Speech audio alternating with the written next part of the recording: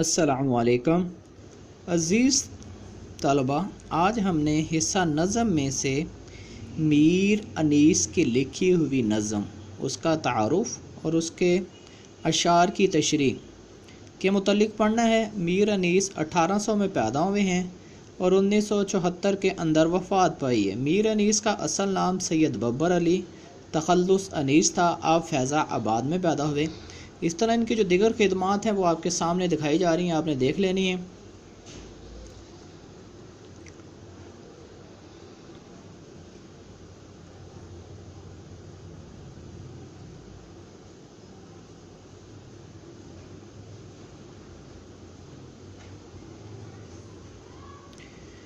یہ ان کی کتابوں کے نام آ رہے ہیں: انتخاب مراسی انیس کے نام سے،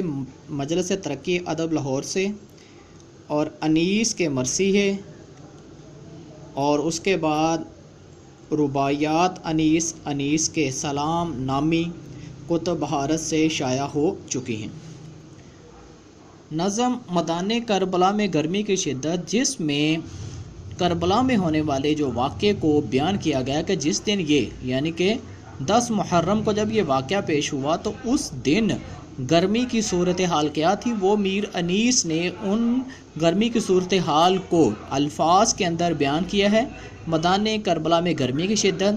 دوسرا، یہ جو نظم ہے نا، اپنی حیت کے اعتبار سے جو ہے مسدس ہے، اور مسدس کہتے کسے ہیں؟ مسدس ایسی نظم کو کہتے ہیں کہ جس کے ہر بند کے اندر 6 مصرعے ہوتے ہیں۔ پہلا بند ہے: گرمی کا روز جنگ کی کیوں کروں بیان، ڈر ہے کہ مثل شمع نہ جلنے لگے زبان، وہ لو کے الحذر وہ حرارت کے الامان، رن کی زمین تو سرخ تھی زرد آسمان، آب خنک کو خلق ترستی تھی خاک پر، گویا ہوا سے آگ برستی تھی خاک پر۔ پہلے ہے گرمی کا روز جنگ کا دن ہے، اور اس کے بعد ہے مثل شمع کی مانند ہے، اور اس کے بعد الحذر خدا کی پناہ، حرارت الامان، حرارت شدت یا گرمی کو کہتے ہیں، الامان پناہ کو کہتے ہیں، رن بولتے ہیں میدان جنگ کو، اور زرد پیلا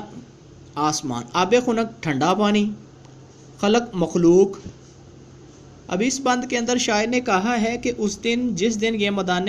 کربلا کا 10 محرم کو یہ واقعہ پیش آیا تو اس دن جو گرمی کی شدت ہے اس کو میں کیسے بیان کروں کہ اتنی زیادہ گرمی ہے کہ میں سوچ رہا ہوں کہ اگر میں گرمی کی شدت بیان کرنا شروع کر دوں تو مجھے ڈر ہے کہ میری جو زبان ہے وہ شمع کی مانند جلنا نہ شروع ہو جائے۔ اس دن اتنی گرمی تھی کہ خدا اپنی پناہ میں رکھے، اتنی زیادہ حرارت تھی کہ اللہ ان سے محفوظ رکھے ہمیں، اور اس دن جنگ کے میدان میں اتنی زیادہ گرمی تھی تو زمین گرمی کی شدت کی وجہ سے سرخ ہوئی تھی، اور آسمان نے بھی اپنا رنگ تبدیل کیا ہوا تھا، وہ بھی پیلا یا زرد ہو چکا تھا، اور اتنی زیادہ شدت کی گرمی تھی کہ زمین پر مخلوق کے خدا کو ٹھنڈا پانی میسر نہیں تھا، اور ایسا لگ رہا تھا کہ جیسے آسمان سے آگ برس رہی ہو۔ وہ لو وہ آفتاب کی حدت، وہ تاب و تب، وہ لو گرم ہوا کو کہتے ہیں، آفتاب کی حدت جو ہے سورج کی گرمی، تاب و تب چمک کو کہتے ہیں، کالا تھا رنگ دھوپ سے دن کا مثل شب رات کی مانند، خود نہر القمہ، یہ ایک نہر ہے جو دریا فرات سے نکلتے ایک شخص کے نام سے منسوب ہے، کہ لب